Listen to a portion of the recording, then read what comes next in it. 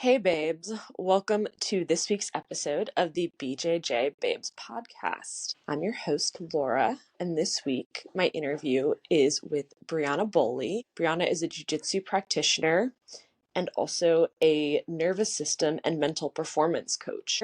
She developed a way of helping people regulate their nervous systems through really just observing people, collecting data, and creating a system over time. And now she has reverse engineered her system to learn how to teach it to other people. And she calls that the Bowley Blueprint. So in this episode, she talks about her jiu-jitsu practice and her work as a nervous system and mental performance coach and how the two integrate with each other. There's a lot of really great nuggets in this episode. A lot stood out to me. One that really made me think and I wanted to talk about when introducing this episode is Briana makes the point. A lot of women get into martial arts because they've had something happen to them where they felt they needed to learn to defend themselves. And I haven't shared this on the podcast before. I haven't experienced being physically assaulted, thankfully. I've been extremely lucky in my life because statistics wise, that's rare. But I did have an experience in 2020 where I dated somebody who was mentally, emotionally, verbally abusive. And I don't know if it would have devolved into physical abuse. Luckily, I got out right when it got really bad, but it did mess with my head. I was in therapy for a year because of it. I had to do a lot of rewiring of my brain. And I do think there's a part of me when I started jiu-jitsu that stayed with it because I felt that the version of me that jiu-jitsu was creating was one that wouldn't let someone like that hurt me, which honestly, until I just articulated it, never really fully formed that thought. If you're like me or like Briana or like so many other women who have had something in their life that jiu-jitsu has helped you cope with or helped you learn how to defend yourself, I see you, I hear you. If you're comfortable sharing your story, I'd love to share it. Please reach out. You can email me, you can message me. If you want to just share it with me, I'm here to listen. If you want to share it on the podcast, we can record an episode. If you want me to share it and remain anonymous, I'll do that too. I just feel like the jiu-jitsu world can be a safe place for women when we come together and share with each other. So with that, I really hope you enjoy my episode with Briana. Hello, Briana. How are you doing? I'm good. How are you? Fantastic. Thank you so much. I know we've got a bit of a time difference. Yeah, my pleasure. My absolute pleasure. Briana, do you want to take a moment and introduce yourself? Yeah, for sure. So as you said, my name's Briana Bowley. I'm a third stripe blue belt in Jiu Jitsu. Been training for a bit over 3 years consistently now. And I also have the pleasure of working really closely with a lot of athletes and entrepreneurs around nervous system regulation for performance. So I've been doing that for about 13 years now, and just adore the hell out of it. So yeah, that's me. So I'm like really fascinated about the nervous system regulation. So we will definitely dive into that. But first, let's talk about what got you started training Brazilian Jiu-Jitsu. This is always an interesting one to answer because I don't think there was necessarily like one thing that started it for me. I've always been really interested in sports. I come from like a competitive bodybuilding background. And I think for me, it was largely, like I got sick of looking really fit as a bodybuilder, but not actually being fit. And I hate running. So when I was done with competitive bodybuilding, I got into kickboxing and I loved that. But I think, with kickboxing, I realized that the size difference of, like when it came to self-defense, the size difference of, like if I were to, God forbid anything ever happened, if I was out on the street and I was just relying on Muay Thai or kickboxing for self-defense, like if a guy that's bigger than me turns around and punches back, like it doesn't matter how skilled an athlete I am, there's only so much, I can do. And so I had a friend at the time who was very much involved in jiu-jitsu. And he was like, well, come check it out. And I was, closely following the UFC at the time. I was working with a few UFC athletes. And so, I'd seen what mixed martial arts was. So, I started jiu-jitsu with the intent of getting into MMA, but just fell in love with jiu-jitsu. And to be honest, got really tired of getting punched in the face. So jiu-jitsu kind of made sense from a self-defense standpoint. You know, it's the little guy's sport, as they say. And yeah, I just fell in love with it. I fell in love with the chess element of jiu-jitsu, how much intellect and emotional intelligence it requires. So yeah, that was that. There is that chess element. There's something so cerebral about rolling. Yes, definitely. And it's interesting, you know, you have that kickboxing background.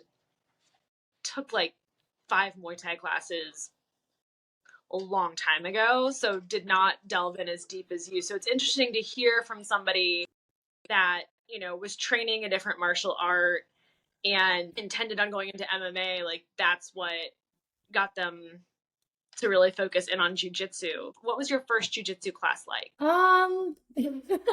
So I went with a female friend of mine who had no martial arts experience whatsoever. And I remember we showed up to this gym and they had the wrestling class on first. And at the time I didn't really understand the difference between wrestling and jiu-jitsu. And so I joined in on the wrestling class, and like, I loved it. It was fun, but it was overwhelming. And the friend that I was with, keeping in mind she had no martial arts experience whatsoever, I think it spooked her. Like, it really freaked her out. And so when the jiu-jitsu class started, she was like, I'm sitting out. I'm not doing this. And so she sat out and watched. And I was like, well, you're kind of my safe space today, so I'm going to sit out too. So my very first jiu-jitsu class, I actually watched, you know, and I think I was thinking it would be very similar to wrestling. And obviously wrestling's a lot more intense. So it took me a little bit more courage to actually, you know, like a few more weeks went on before I got the courage to actually get in and roll. And to be honest, I found it to be a very love-hate experience. I liked the drilling. I found the drilling, though, it brought up a lot of my, like, am I dumb? Like, because everyone seems to get this and I just feel like I have no idea what's going on.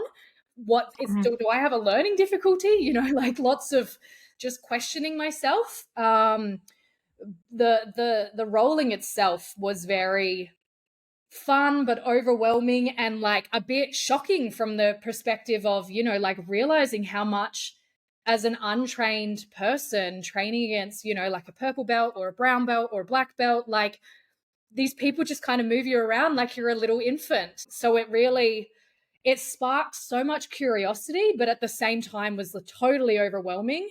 And if I'm honest, it probably took me a solid, you know, 6 months to actually get to a point where I enjoyed the experience of rolling and didn't kind of like dread it and have this anxiety. You know, it's interesting you say that, because I interview, you know, a lot of women, and I always ask what, you know, it was like for them at the beginning. And there are some people who just right away loved it, but then, you know, your experience is also other people's experience. I felt similarly when I started. I think it's hard when you've always been an athlete to dive into something and not be good at it right away. Definitely. Definitely. Yeah, that was very much my experience. I mean, for Muay Thai, like, I felt like I kind of had a natural ability with the Muay Thai or the kickboxing side of things. So I could kind of be good at it from day one. Whereas, as you said, like with jiu-jitsu, it's like, it doesn't matter how athletic you are. It doesn't matter how much cardio you have. It doesn't matter how, you know, coordinated you are. It's like learning a different language. And so you can't actually capitalize on your athletic abilities until you learn how to speak the language, which it takes time. So yeah, it was an overwhelming experience. I also feel like those initial, like, 6 months, like you said, when you're rolling, you just know so little, and having that self-doubt is a very real feeling. And I think it's important for people to understand that that's normal, because you're in there and everyone's demolishing you within 30 seconds. You're like, am I the dumb one? Like, when you said that, I just was like, yeah, I remember that feeling. I mean, I still feel like that sometimes. Yeah, totally. I mean, for me, I think the thing that changed it for me was that I really had to, jiu-jitsu for me was very much a journey of realizing what I need, you know, realizing what I need to do well, but also, and then having the courage to honor them. So a lot of it was, and I'm very forthcoming in sharing that I was gang bashed when I was young. And so I do have this, like, it brings up trauma for me sometimes when I have rough roles or certain experiences that remind me of that situation. And so my jujitsu journey really became a matter of like picking who I felt safe with, picking the people that I trust, and having the courage to say no to certain roles, and just trusting that people wouldn't take that personally. And if they did, maybe having a slightly uncomfortable conversation. And so, yeah, like I think the journey for me has been really building the muscle of asking for what I need, and being okay if people take that the wrong way. Mm-hmm. At what point did you learn to ask what you needed? To be honest, is very much still a work in progress. Because part of that is that I think sometimes people do take it personally. Sometimes people think that it's that I don't like them, or that I've had people say, "Do I smell?" Like, do I smell? Do you not want to roll with me? Do I need deodorant or something? And it's never personal. It's always about what I need. And so there's still to this day that moment of sometimes, when I feel like I need to say no in order to honor myself. There's that hesitation, because it's like, how is this going to be received? But also trusting in, I guess, building the muscle of trusting my ability to handle it if they don't take it well, trusting my ability to have the uncomfortable conversations if there needs to be a conversation, but also being okay with prioritizing myself and knowing that my own safety, my own comfort, like for me, I love jujitsu. So jujitsu, I want it to be a fun time. I want it to be something that I look forward to and enjoy, and not something that I have to kind of grit my teeth and bear my way through. So if that means saying no to people in order for me to feel safe and to have fun, then that's something to put it bluntly, I'm willing to have other people feel uncomfortable in the name of me still being able to love what I do. Yeah, that's a jujitsu lesson, but that's also a life lesson. Like, you've got to put your own comfort first. Yes.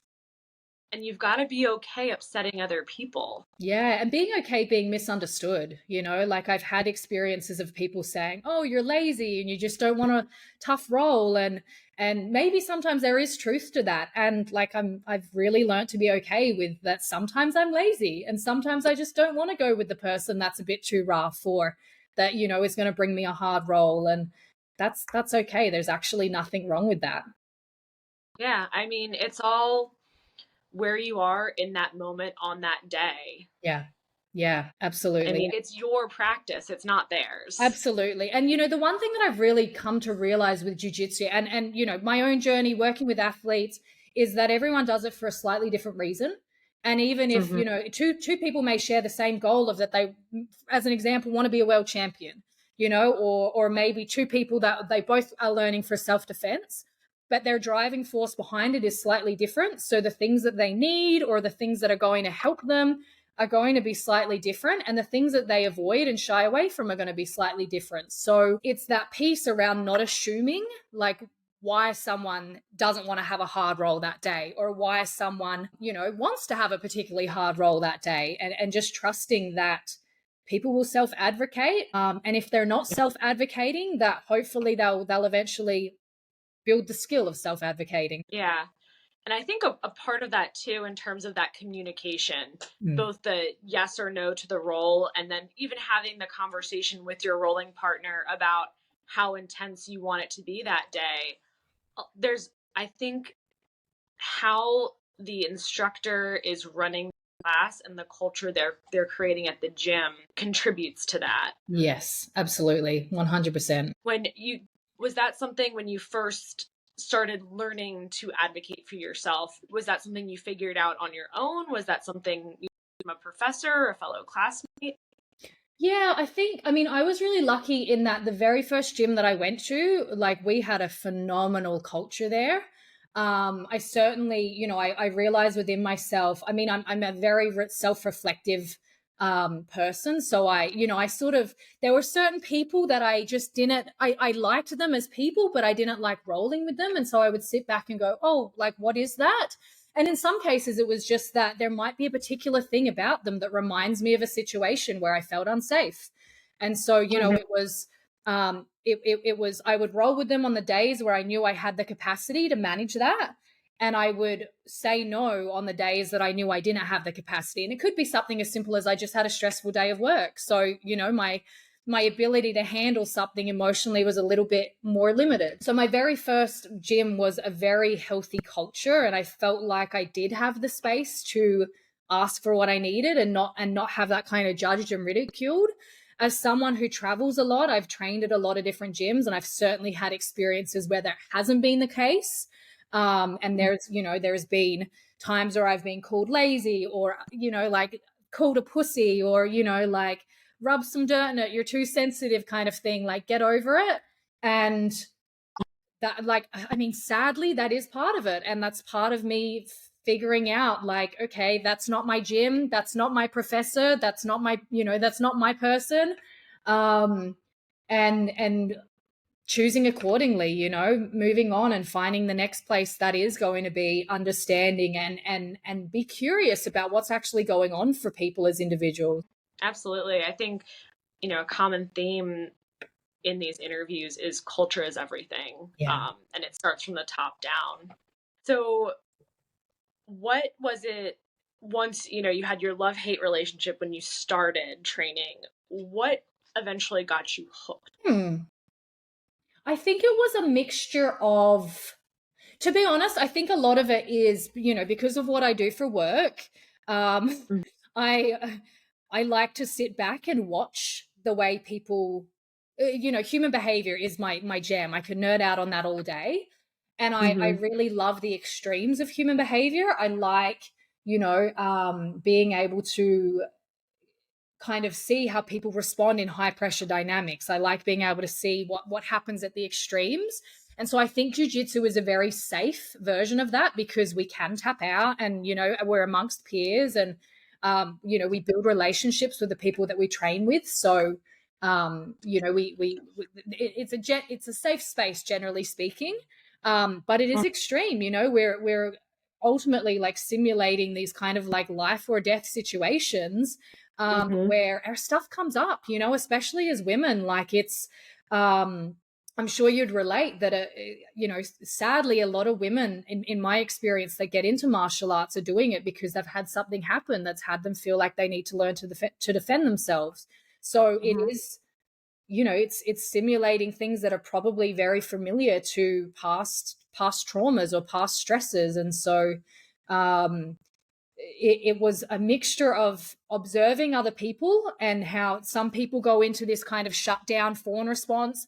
Some people, go into this really like fight, like grit it out, like fight to the death kind of response. Seeing it in myself. And then also, how do we train ourselves to not go into those responses and instead maintain that feeling of safety in an environment that instinctually is anything but safe. So yeah, that and the chess element. Like I love the strategy of like, how can we strategize in such a fast moving dynamic, Yeah. Like when they do this, what does that open for me? And learning how to recognize those opportunities. It's fascinating. Yeah. Yeah. And then, that human dynamic of, it's simulated murder. It's controlled violence. Yeah, totally. I have a sticker on my car that says murder yoga. Yes. Well, my friend described it once as folding laundry while someone's still wearing it. Yeah, I've seen that one. That's a good one. Yes. So since getting hooked, where are you currently in your jiu-jitsu practice? I very much realized I'm a hobbyist, not a competitor. I kind of like, walked the line with that for a while. And I did in the beginning have, I guess, like low level competitive success. And I loved the experience. I loved the initiation of it. Like I think it's it's a very immersive growth experience, prepping for a competition and the competition itself and then the feelings after. But I, since competitions since those early days, I've kind of gone, no, I don't think it's for me anymore. So I'm definitely a hobbyist. I'm at a place at the moment actually where, I know that my purple belt is getting closer. And it's interesting because my coach once said to me, my coach is a third stripe black belt. I remember he said to me, he's like, it never gets easier. The target on your back just gets bigger. And so it's had me thinking, like, as I start to climb the ranks and go from kind of being still very beginner to, purple belt and beyond, this is probably like, it's going to be that thing of like, people are not going to want to lose to the 63 kilo female. So people are going to want to roll harder and there's kind of going to be more at stake. And I've been questioning, like, is that something that I want to put myself through? And so I've really been mitigating, being one of the, and I train at a gym where most of the guys they're big guys, they're big, muscular, heavy men, and they're strong, of course. And so I've been really dealing with the frustration of like, no matter how technical I am, sometimes that strength and size is just, it's becomes a bit of a stalemate. So really like, oh, how can I stop that and mitigate that before it's a thing, So working on a lot of like breaking or not allowing them to get grips. Because a lot of the time, once they've got those grips, it doesn't matter what I do, they're just too strong to break. And also just like working on a lot of distance, not letting myself get like managing distance, not letting myself get stuck underneath the heavy guy or, it's that fine tuning, those kind of the nuances that elevate the game. Yeah. And I think you brought up like a couple of points there that I really want to flesh out, and we'll start with that one because I think there's a couple of things there, and one of them is your game is different when you're going against a trained opponent who's bigger than you. Yes. The other part of that is, I think, going back to the self-defense aspect of it, when you're in a situation where you're defending yourself, you might use the jiu-jitsu, but you're going to use it differently because of those size differentials. Like, it's not about winning. It's not about getting a sweep. It's about neutralizing and getting away. Yes. Yeah, absolutely. Yeah. I mean, there's a coach at our gym who black belt, ex-rugby player. He's a big guy, and I remember this was going back maybe 6 months ago or so. I remember just setting up my regular game with him, which was usually, like an open guard playing the bottom. And I just remember him putting his weight on me and I was just stuck. And I was like, I can't play that same game with him. Like, that would be stupid of me. Why would I even try to play that game? And he sort of, pulled me aside after. He's like, no. Like, if this was out on the street, like you'd be, like putting your legs on my shoulders and creating space and taking any opportunity to kind of break away and get away, or in a jiu-jitsu sense, create space to get on top. So, that's really been something that's at the forefront for me of like building out different games depending on who's in front of me and what the specific situation is. And I think it's interesting, like that's where you are in terms of developing your game and building out your game. And it makes a lot of sense that you're getting close to your purple belt, because I think that is something that, as I'm thinking about, I've got a lot more time to go before I'm ready for my purple belt, but what skills need to be built between blue and purple? I think one of those skills really is that differentiating your game and like rolling with intention almost. Yes. Yeah, 100%. Yeah. And then the part you brought up about, the target on your back only gets bigger as you go through the belts. I think that also goes back to earlier about turning people down for roles, and that sometimes you can almost tell, like, if there's so what I've noticed, and I'm curious to hear your perspective on this, but sometimes a male white belt will come to class and they're like newer, and you can just feel this energy off of them, like they almost think that somehow because they don't understand the way jujitsu works and the belts work in jujitsu, that like beating the blue belt makes them worthy of the blue belt. It's like, no. And, you know, when I sense that energy, if I don't turn down the roll, I roll very defensively because I feel like those are the people I don't feel safe with. I'm curious to hear like if you have similar thoughts or perspective on that. Yeah, absolutely. And I think it's, you know, it's funny because a friend said to me once, you know, and this is a friend that's he's a martial artist, but he doesn't do jujitsu, so he understands martial arts, but not, you know, not jujitsu specifically. And we were having a conversation about how I would rather walk into a gym full of black belt men and roll with black belts than, you know, and know that I've got no chance of winning, know that I'm gonna, you know, completely get like just basically, you know, yeah, like that I can't really defend what's happening, then walk into a gym of, you know, a blue belt man or a white belt man. And it's the difference of, you know, when I train with a good black belt, yes, I'm getting beaten. Yes, I have that absolutely no chance of winning in most cases, but it feels really safe. It feels like very controlled. It's actually quite a slow game. You know, it's smooth, and it's, you know, it's just a tight, smooth kind of game. Versus, you know, like the fear that comes up when I'm rolling with a white belt, and even some blue belts, is like it feels very chaotic and it's unpredictable. And so that the fear of fighting a black belt is like, oh, worst case scenario, they're gonna get a submission or they're gonna go for a choke, I tap, and we're good. Whereas with a white belt or a blue belt, it's like, worst case scenario, they do something spazzy, they rip on a sub too quick, I get kicked in the head, I get knocked out, my arm gets snapped, I get choked out. Like, it's the risk is much more, I guess it's more of a risk that feels true to what it might be like in, you know, out on the street, self-defense. And so, you know, I mean, I'm very picky when it comes to the white belts that I'll roll with, because it's a very different kind of risk. It's that risk of like the feeling for me is like, I can't fuck up. Like, I have to be really controlled in having the right grips or whatever, because if I let the grip go, you know, there might be a stray arm that comes, and the strength and size different. It's KO, you know. Mm-hmm.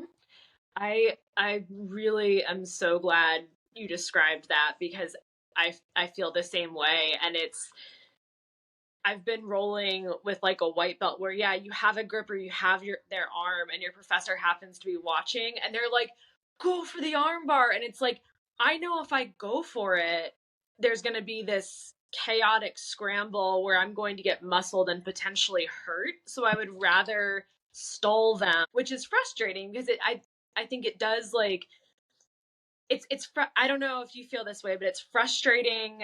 Like, sometimes you want to progress your game and practice certain things in your game, and there are certain partners that you just don't feel safe doing that. Mm-hmm.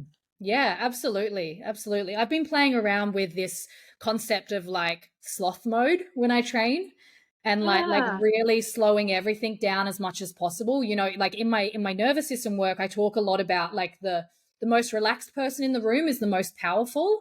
And I think in martial arts, a lot of the time we tend to just instinctually speed everything up. And so, you know, when I go into like sloth mode, it's like, how can I slow everything right down so that it's very intentional, you know, so that like with the white belt, with the flailing white belt guy, it's like, okay, rather than rushing for the arm bar, it's like, right, let's get this grip really strong. Let's, you know, like pull them in so that they're not there's not as much room for them to flail around. And then let's go for a really clean, crisp arm bar, for example, rather than, you know, just kind of hoping for it and like leaping for it and not actually fully having everything set up for it.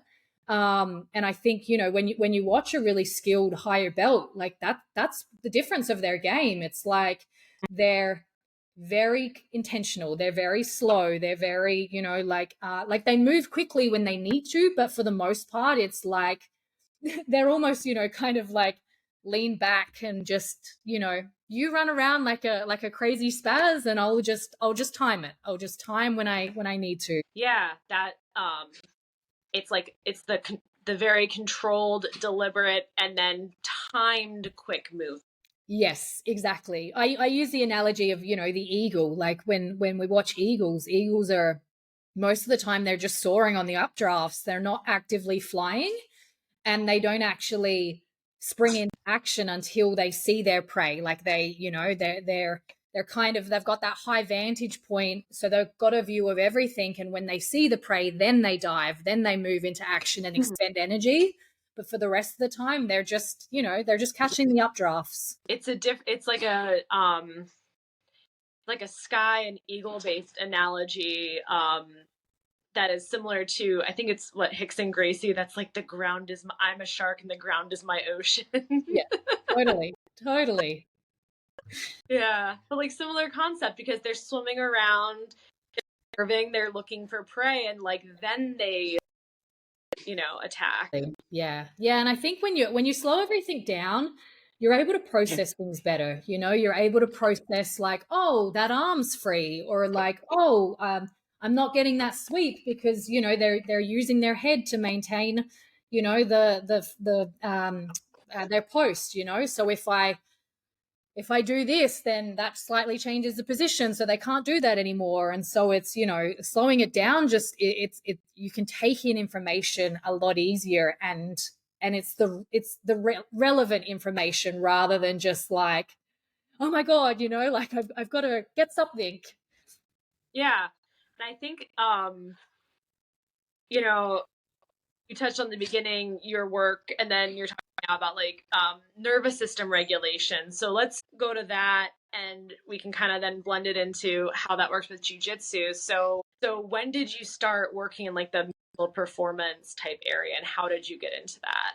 Yeah, so I mean, for me, it was when I was competing in bodybuilding. I was also, you know, working with a lot of like, so as a personal trainer, I was working with a lot of weight loss clients.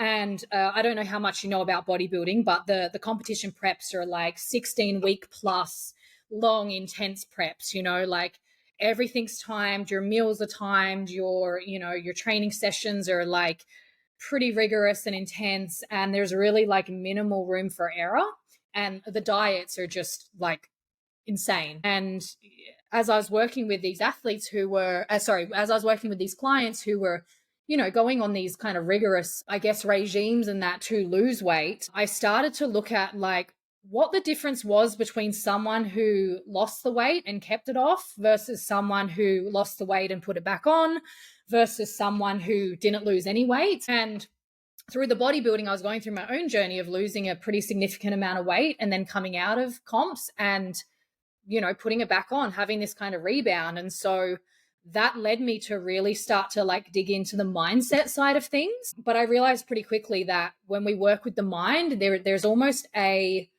I would say there's almost like a glass ceiling, and we can get a certain level of results. And I was seeing this with my clients. I was seeing it with myself. We can get a certain level of results, and then it's like we just stagnate. And so I started really looking at like, well, what's the gap? And I realized it's the body. Like it's the body communicating with us as to whether we're safe or not. It's those instinctual responses to, you know, not just day-to-day life and day-to-day stresses, but in terms of performance, like as a bodybuilder, being on stage in a tiny bikini and a set of stripper heels, you know, where we're lined up amongst your peers, having people judge you, you know, in combat sports, having people, you know, like literally trying to break your arm or choke you out or knock you out. And so it was, I mean, I guess it was kind of an accident. It was just that I was trying to figure out my own challenges. I was trying to figure out my clients' challenges. And funnily enough, I was in contact with Jessica Rose Clark from the UFC. And I don't know if you're familiar with her story, but, and I can share this publicly because it's public knowledge, but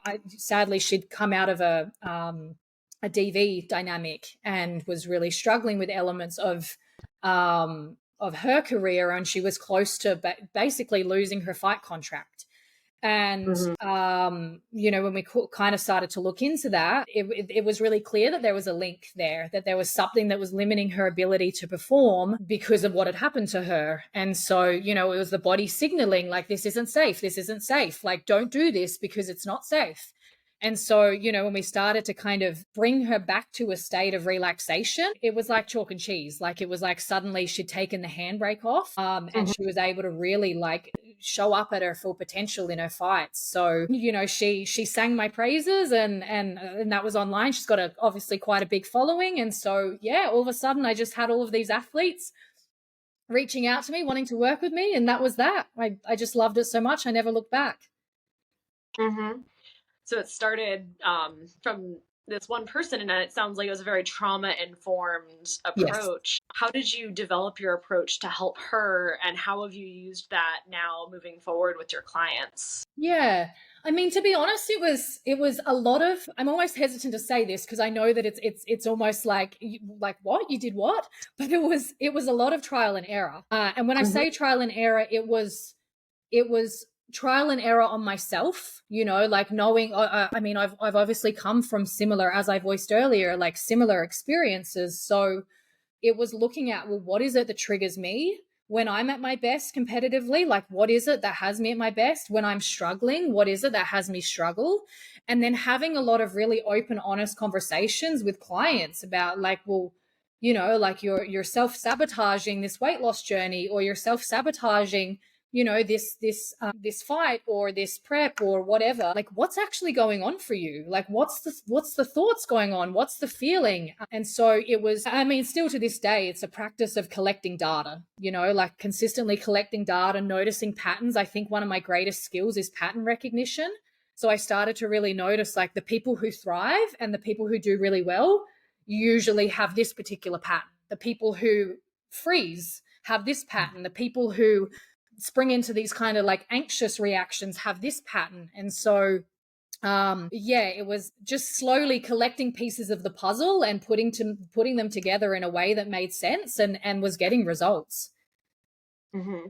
And so you have a different approach depending on which pattern you recognize? Yeah, I mean that they all have the recurring theme of that the body's telling us we're not safe. But it's a matter of, for some people, I always say that trauma, or to use a less kind of like triggering word or a less charged word, stress usually has people respond to it in one or two ways. They either spring into overperforming or underperforming. And so for the people who underperform, it's more of that shut down, numbed out, freeze response. We see it a lot as like hopelessness or like deer in the headlights, procrastination, depression. For the people who spring into overperforming, and this is the thing that this is the response that I think society kind of pedestals a lot more. But for the people who spring into overperforming, it's like it's the high achiever. It's the force our way through, push. If we go with Brazilian Jiu Jitsu, it's porrada. Like to fight. To push your way through. It's to force something to happen. And it comes through as a lot more of that kind of like anxious, like really mobilized energy. It's the heart rate. It's the increased heart rate. It's a terrible analogy. But I call it like the rat of avoiding being preyed upon, by overhead predators. It's running from shadow to shadow to avoid being seen, because if you stop moving, the owl or the eagle sweeps down and gets you. Mm-hmm. How do you work with your clients that fall into each of those categories? Like, what are the strategies you work on with them? Yeah, so I mean, I built out my own system, the Bowley Blueprint, and yes. I teach facilitators. I facilitate others in the same blueprint. But in a nutshell, I'll give you the kind of expanded version, and then I'll simplify. So bear with me here. But I work across 10 pillars, and these are across kind of like three main ways of thinking about it. So I look at inside out regulation. Sorry, hang on, let me backtrack. I look at top down. So that's your mindset. So the brain letting the body know how we feel, how to interpret information, and so on.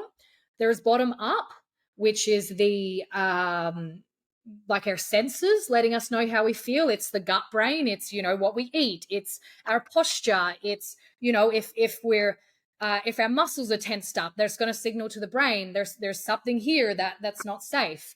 And then I also look at outside in regulation. So this is looking at more like ecology or your environment. So you voiced, bless you, you voiced culture at Jiu Jitsu, right? That's outside in regulation. That's like, is this a safe environment? Are my boundaries respected? Do I feel understood? Do I feel safe around the people in this environment? So I essentially teach people how to build a relationship with themselves where, first of all, in dysregulating circumstance, they have tools available to regulate, but also more importantly, how to recognize when an environment is consistently dysregulating and what needs to change. Is it having a conversation? Is it actually completely removing yourself from that environment? So I hope that's kind of a simple enough way to, it's kind of a complex concept broken down. No, it's like, it's so fascinating. I don't have any training or experience in human behavior, but I am someone that really enjoys learning about it. Like, it's one of those things I'm like, I know, like, there's so many layers to it and there's so many pieces of it. How long did it take you to develop the Bowley Blueprint? Honestly, it's only been the last year or so, and it was it was only because a really good friend of mine who, like, she's very well versed in human behavior. She's kind of in I would say, she's in a similar field. She said to me one day, she's like, you need to be training people on how to do what you do. And I was like, I wouldn't know where to start. Like, I wouldn't know where to start. And she's like, well, you must have a method. And I was like, well, to be honest, it's just what's obvious to me. Like, the way that I do things is just, you come to me with a challenge, and to me, it's obvious this is what needs to happen. And she said to me, well, like, you just need to reverse engineer it. It's like when you drive a car, you just get in the car and you do it because you know how to do it. But if you were to break down and teach someone how you drive a car, like, you'd be able to do it. It's just reverse engineering. So the last year really has actually been like breaking down, okay, well, when someone comes to me with this dynamic, how do I know to do that? And so, yeah, I've really spent the last 12 months actually like almost observing myself in conversations, with clients and in certain dynamics, and going, how did I know to do that? Oh, because this, and this, has been happening. So building it out in a way that I can teach it and share it with others. But it's been building that blueprint out in terms of teaching it to myself without realizing that I'm teaching it to myself. It's an ever growing process, but it's, I would say it is the last 13 years of my work just brought to, a neat little package. Yeah, it sounds like, you spent 13 years really honing how you work with people. And over time, you developed a method. It took 13 years. Yeah. So, yeah. And I didn't realize I was building a method, like, as I said, I was just doing what seemed obvious to me. And to the point that, like, I have conversations with other people, and I'm like, well, at risk of sounding kind of condescending, there'd be times where I'd be like, well, obviously it's blah, blah, blah. And they'd be like, that's not obvious to me at all. And so it took having a lot of conversations with people who didn't get it, because it's not their, it's not the field that they've spent time in, for me to go, oh, this isn't something that's common knowledge. This is actually a skill that I've built. Maybe I need to go share it. yeah. Yeah. And so how did your 13 years of teaching emotional regulation, performance coaching, you talked a bit about, how that led to you making observations in jiu-jitsu and what, being part of what hooked you into jiu-jitsu, but how did that impact your own learning and integration into practicing jiu-jitsu? That's a good question. I think the main key for me is realizing that, like, less is more for me in jiu-jitsu. Like, I think for a lot of people, myself included, there's that kind of instinctual desire to rush.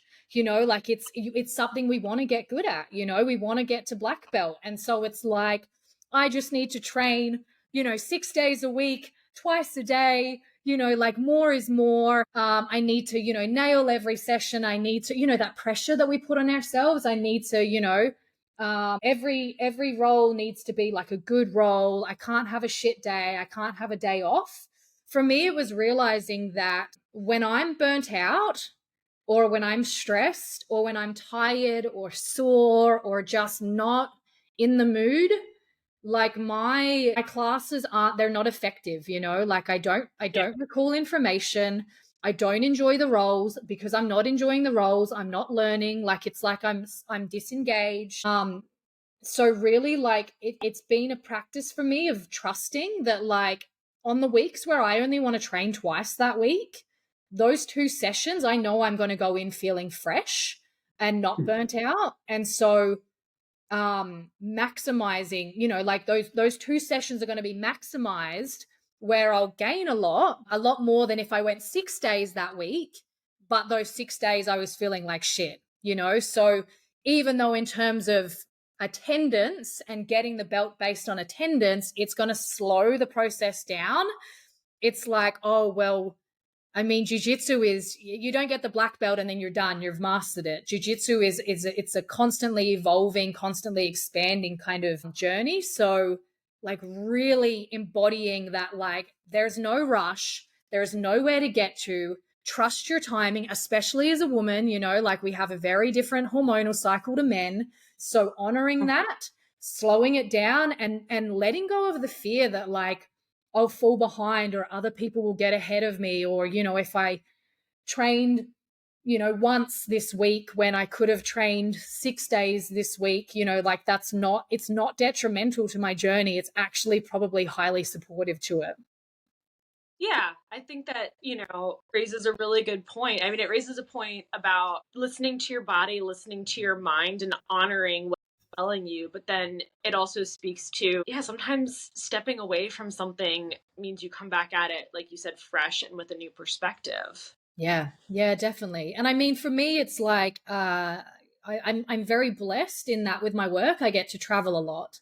The downside Mm-hmm. of that, of course, is that it means long stints of time where I'm still training, but I'm not training at my gym. So, you know, the journey to purple belt for me is it's been delayed because my attendance to that gym where my coach is, who's going to grade me, it's fallen off. And Mm-hmm. coming to accept that, and coming to, like, to just trust that that's okay, and that, you know, I'm on my own journey, and like all of it is adding, even when, you know, my ego or this stressed out kind of like instinctual survival part of me is telling me that it's gonna slow me down, or it's gonna be detrimental to my journey. Yeah, and I think, it might slow down the belt motion, but the positive to it is you're getting cross training. Yes. And, some people in jiu-jitsu don't like cross training. It can be controversial. But I think, and, luckily my coaches think that cross training actually is really beneficial because you're getting different perspectives and you're training with different people. So yeah, I mean, maybe it means your purple belt comes at a later time, but the knowledge that makes you worthy of the purple belt is only getting better. Exactly. Yeah. And I mean, that's the cool thing. Like I'm currently I'm back in the Gold Coast training at my home gym. And it's been really Yeah. interesting because I've spent the last 2 months training at a different gym. And you know, I came in, and it's like, I mean, you know what it's like when you train at the same gym, you know, with a group of people, you all have a similar game, and you all know how Yes. to defend that game because you're so used to it. And so it was really cool because I was like, you know, like there's a strong likelihood here that I'm going to come in and everyone's going to have this game that they've been working on for the last 2 months, where I'm like, what the hell is that? But at the same time, with these roles, it was like I'd just gone and learnt something completely different for the last, you know, 2 months.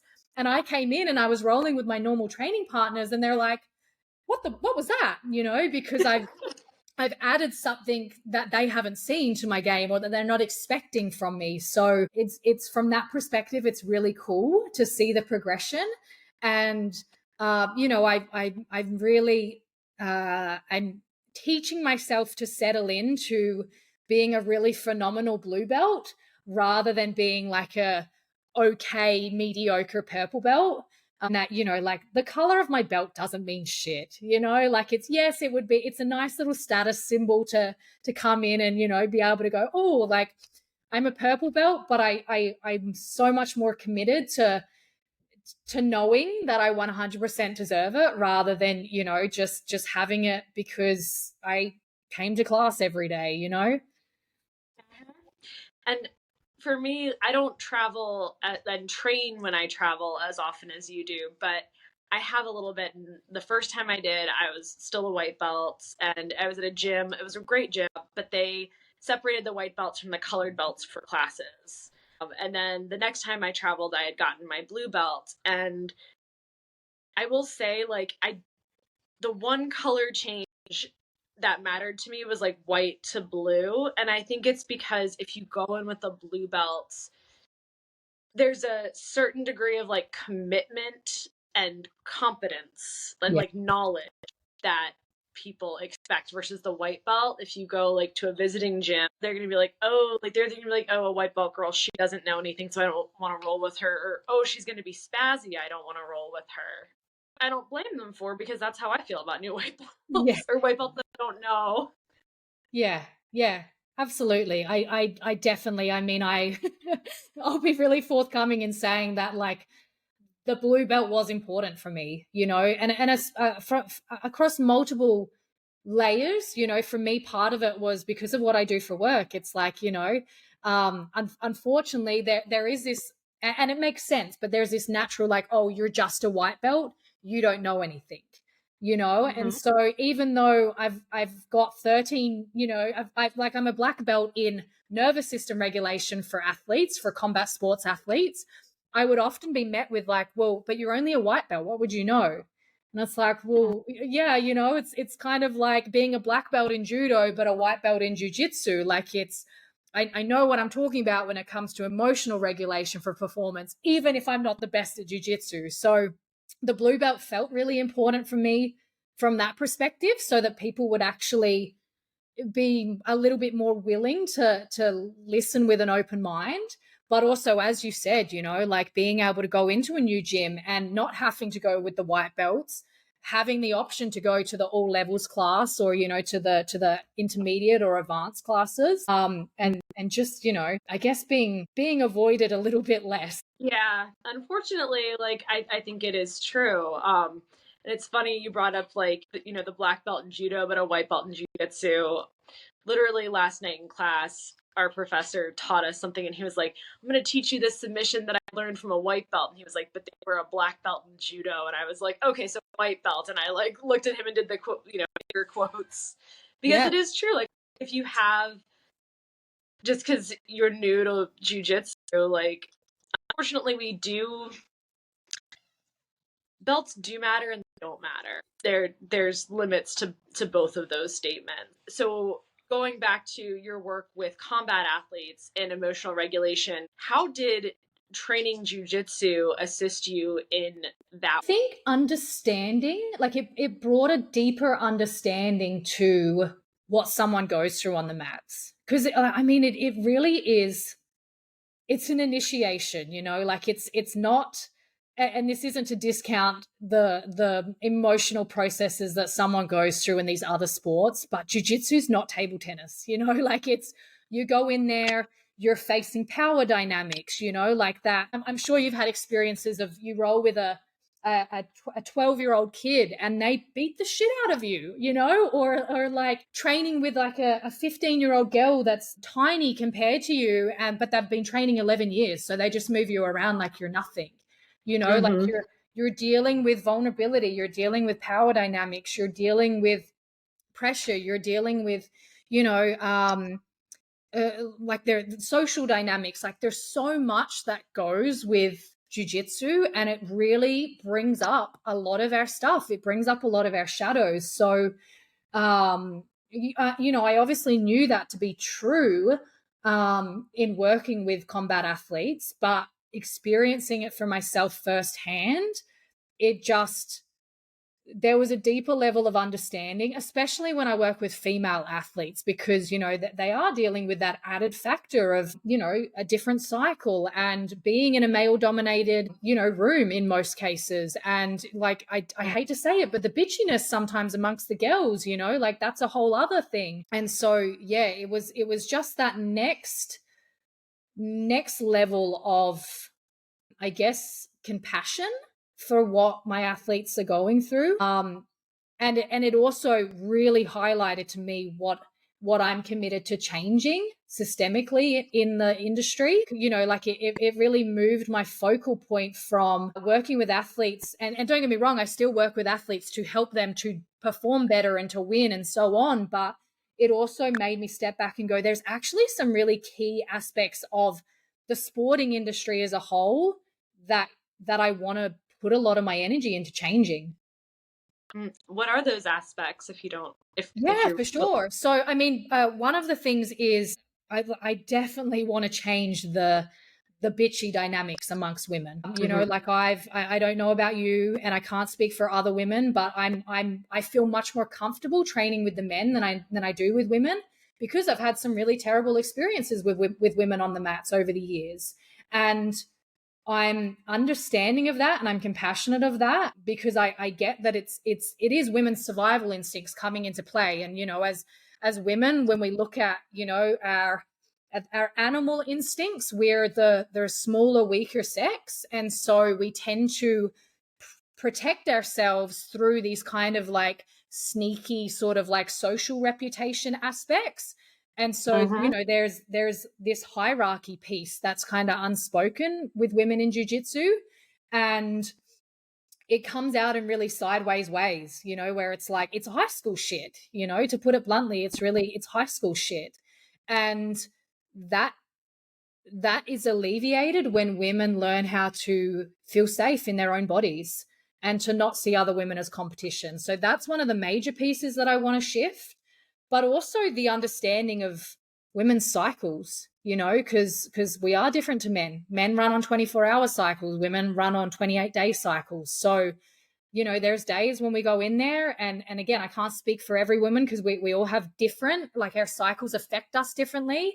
But there's days when I go in there and I'm like, yeah, like I'm ready to go all out. And then there's days where it's like someone passes my guard and puts their weight down on me, and it's like, just like my body sensitivity or my emotional sensitivity, or like there's so many different aspects, and that's not understood. And it makes sense because it's a male dominated sport. It's still in its early stages. Society at large still doesn't really understand women's cycles. And so, encouraging women to advocate for themselves and to understand themselves so that they can share with other people, but also encouraging coaches to actually take that into consideration as well, and don't expect the women to behave like men, because we're not going to. Yeah. What strategies do you think can be employed to make those? I think a lot of it is curiosity, like curiosity both for ourselves as individual athletes, but also for the coaches, because I one of the things that I see a lot with women is that, and not just in sport, this is society as a whole, but all of the, or I shouldn't say all, but most of the studies out there on performance, on health, all of that, they're done on men. So there's not a lot of data about women. So it makes sense that a lot of women, they just don't have a relationship with their own cycle. So the first step is actually getting really curious with ourselves so that we have a better understanding, so that we're armed with the ability to communicate what's going on for us to our coaches. But I think for coaches to actually start asking more questions, like I've had dynamics from well-meaning coaches, this is not in any way to villainize them. It's just to say that there wasn't enough communication, where my choice to sit out has been perceived as, oh, you're just being lazy, or, oh, you're not motivated enough, or you're committed to your comfort zone. When what's actually been going on for me is that I'm, battling like hormonal issues that could be the difference between, if I push myself, I may not be able to have kids, if we burn out our adrenals, we burn out our reproductive system, like I'm not willing to risk, being able to have kids to just train harder that day. So yeah, being able to have these conversations and not assuming what's going on for someone. So two things you brought up there, like one of them is, so my uni degree, bachelor's degree, is in public health, and my women's health class in college, my professor brought up the fact that most healthcare research is on male subjects, and it really does hurt women. Women are more likely to die of heart attacks because the symptoms manifest differently. And I'm sure that's the one that I like always remember, but you know, I think that is such a systemic problem, and that so much data that we have is based on male subjects. And you know, this is the thing, like I've had enough conversations with coaches over the years to know that some coaches avoid having women's only classes because they don't want the bitchiness within the gym. You know, sometimes women's only classes can become this kind of, you know, that high school drama. So coaches avoid it, but then it's so they have the co-ed class, but of course the co-ed class is less likely to take into consideration the difference of how men and women perform and what motivates women. You know, like men are they have higher testosterone, so they're much more, you know, driven by what they get from pushing through struggle and challenge. You know, they're much more driven by that reward of getting through something really difficult, whereas for women we're much more driven by oxytocin. So it's like we want connection and we want play and we want to be able to giggle on the mats and have a fun time. And you know, I know for me, like the day, like there's days where I have no interest in having to struggle my way through a role. I want to be able to flow and have fun and be technical and learn things. And so, you know, in the situations where we've got co-ed classes, there needs to be a better understanding of like the women want to have fun, the women want to play, the women want to, you know, and don't punish the women if they're chatting or they're giggling and you know, and don't expect them to behave like men, because you're expecting, you know, a fish to climb a tree. Like it's not the same thing. Yeah, we're wired differently, and it's funny because I don't know if this went around in Australia, but in the US, like there was this meme going around the Jiu Jitsu community about, or it was something about them complaining about women laughing during class, and women were like, yeah, of course we laugh, like we like it. And your point about oxytocin and needing connection, I think really drives that home in terms of, I think we even learn better when we make it playful. Yeah. That's what it brains. Yeah. I mean, it's so interesting because the days where I walk out of jujitsu, like, yes, I learned something. I really took something on. I've evolved my game from that class. Other days when I'm, you know, there with the training partners, be it male or female, that I really trust and that I have fun with. And they're the roles where we sit there like giggling or like, you know, like I have this one training partner who, you know, if I'm about to pass her guard, like she's there, no, like, you know, and it's sort of like we chat and we laugh and, you know, if she gets me, it's like, got ya, you know, and there's no competition in it because it's just a friendly chess match. It's not life or death. Whereas, you know, the training sessions where, or the training partners where it's like, this is a world championship roll. We're going to roll to the death. And like, if I pass their guard, they're going to turn around and be out to get me. Or, you know, like I have to fight. Like it's, you know, it's the end to not have them pass, because if they pass, then they're going to rip that, you know, that sub on or whatever. Like I don't know anything from them because I'm just panicked the whole time. Like in some of those roles, I'm so conscious of just regulating my own experience, regulating my own breathing, regulating my own, you know, anxiety or emotions, that I don't even have time to actually sit there and, you know, and go, oh, they did that pass. Like, you know, it's such a different experience. And don't get me wrong, they both have a place, you know, like Yes. there's a place for hard roles. There's a place for the fun roles, but it can't be hard roles all the time. And it's not fair to expect that of people. Yeah, well, and if you're doing hard rolls all the time, you're only ever rolling with your A game. You're only rolling with the things that you're strongest in, so you're not actually growing. Exactly. Those silly rolls, I like to call it jitsu, when we're just being silly and playful. It's like, let's see what happens if I put my hand here. Let's see what happens if I move this. Being exploratory is where the growth happens. Yes. Yeah. Yeah, absolutely. I mean, there's that one training partner in mind that we just play, and the number of times, and I've figured out this move that it sets up for a phenomenal sweep. And it just came from me. She would always get side control with me, and I would just grab her foot and bend it so that like her knees kind of stuck in this bent position. And she's like, Mm-hmm. "What are you doing when you do that?" I was like, "I have no idea. I'm just trialing it." And she's like, "No, but it like works. Like it stops me from being able to do stuff." And I've built out this whole game around it. And it just started from like, just two girls kind of playing. And so, yeah, I just really think that there's room for both, and they're both vital, especially, it's like we never know what's going on in someone's life, like someone shows up to training and who knows what's happened for them that day. Who knows whether they've just got back from being unwell, or they've just heard some terrible news on the drive there, or they've just had a terrible day at work, or on the flip side, they've had the best day at work, and, or they've had great news. And so, showing up to training and expecting to be able to pull harder, to fight to the death when so many people had a different experience that day, it's a limited lens, I would say.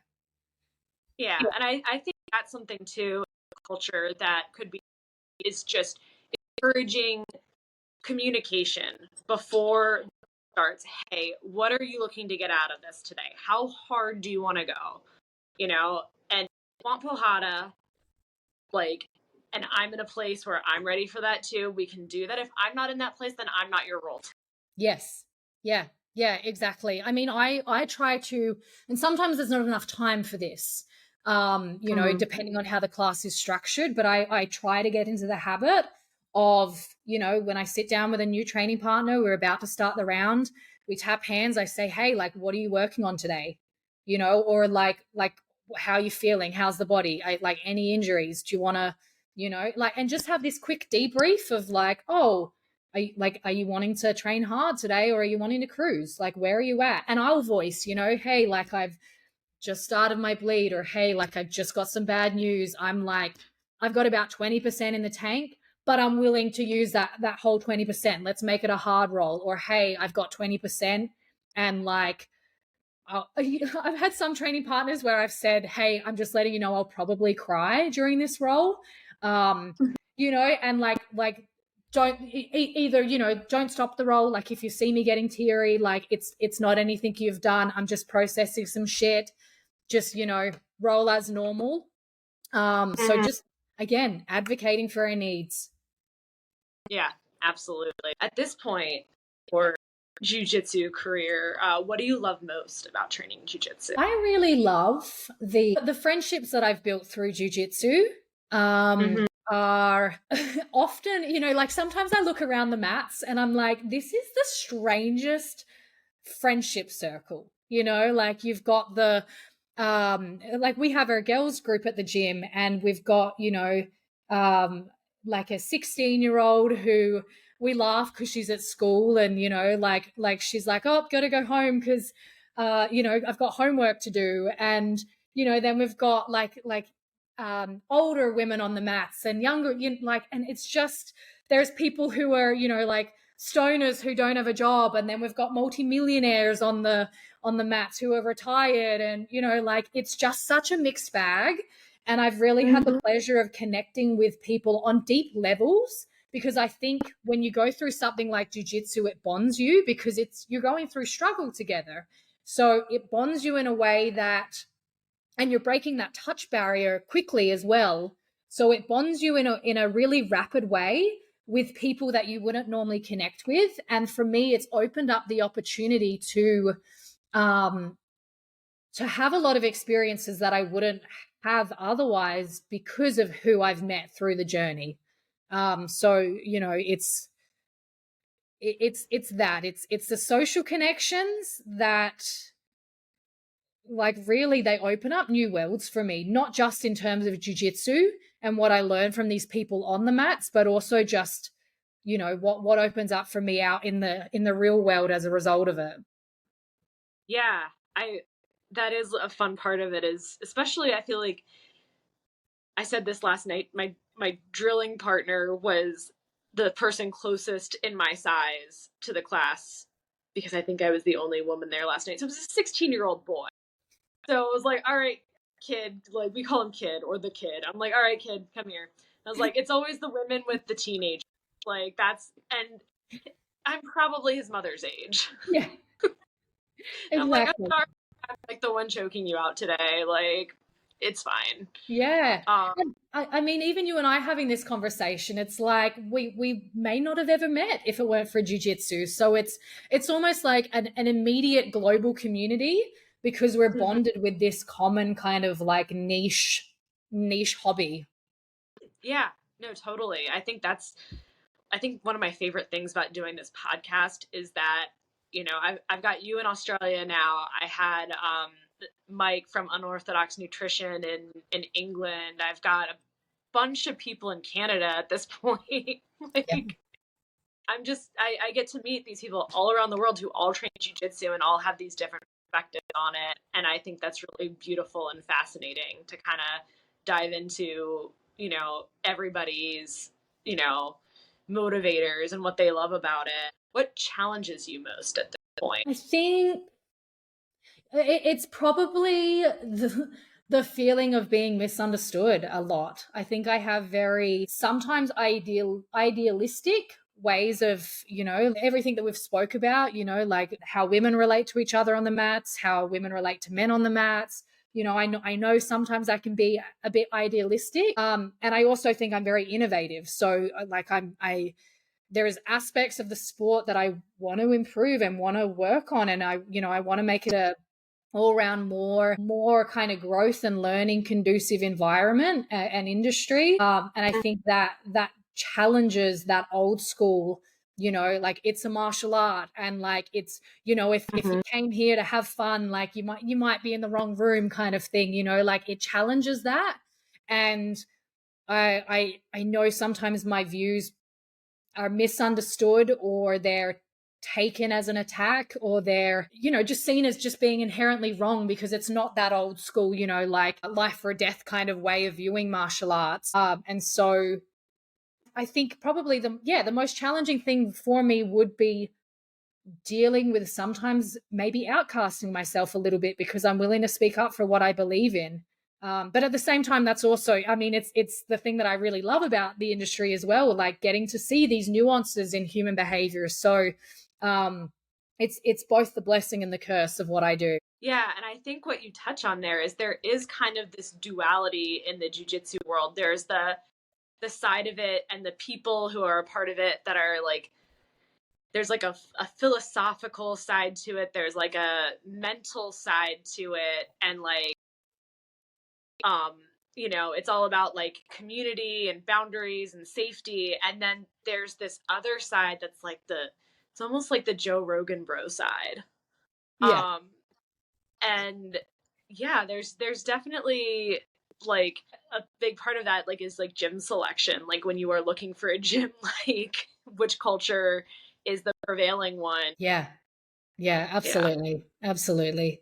Um, yeah, it's a it's a big world out there in terms of just the different lenses of seeing the sport, the different driving force behind it, you know? Like again, I know that when jiu-jitsu was created as like a street self-defense, so you know it was life or death in many cases, and so you know of course there's still going to be threads of that, and it's slowly evolving into more of a sport. It's becoming more like wrestling, and I feel like, you know, moving forward, the younger generation are going to enter jiu-jitsu because they want to do it like for sport rather than for self-defense. So there's just so many different elements of it all kind of interweaving into this weird mixed bag. Yeah, there's a whole spectrum of purposes, culture, experience.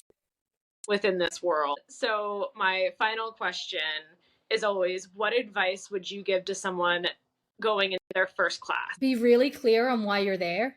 Like what is it for you? Is it self-defense? Is it a hobby? Is it fitness? Is it just curiosity? And be willing to ask for what you need, you know? Be picky on where you train, and ask for what you need. Yeah. Yeah. Do your research about where you train and be picky. Yeah. And you know, it's that thing of, you know, don't think you have to do it a certain way. Jiu-jitsu is such a unique journey. As we've said, it's a mixed bag. Everyone has a different reason for doing it. And so it doesn't have to look a particular way. You know, you don't have to go in and fight to the death every time for your journey to be valid. And if you want to go in and fight to the death every time you train, that's valid too. But just, you know, choose accordingly. Yeah, everybody's path is different. If people want to find you, connect with you, either about jiu-jitsu, about the Bowley Blueprint, where can they find you? Yeah, so Instagram, Facebook, if you just search Briana Bowley, it's Briana with one N. People get that wrong a lot. So Briana. So my website's www.brianabowley.com. If you want to specifically look up the Bowley Blueprint on Instagram, just search the Bowley Blueprint. And I always say, like, I love getting messages. If this conversation has impacted you in some way, please do message, because I'm a real person and I just like having conversations with people who get it. So yeah, if anyone wants to reach out, they're more than welcome to. Awesome. Yeah, and I'll drop all those in the as well. So Briana, thank you so much. It was really fascinating learning about the Bowley Blueprint and emotional regulation and talking jiu-jitsu. So thank you very much. Thank you. I had so much fun. This is a great conversation. Yay. I hope you enjoyed my interview with Briana. If you want to connect with Briana, you can find her on Instagram or on her website. All of those will be in the show notes. If you want to connect with me, my email and also my Instagram are in the show notes, along with TikTok. I respond to messages, I respond to emails. And if you'd want to share your story, please reach out. I'd love to interview you. I'd love to share it. I think all stories are fascinating and have value. And with that, thanks, babes. Bye.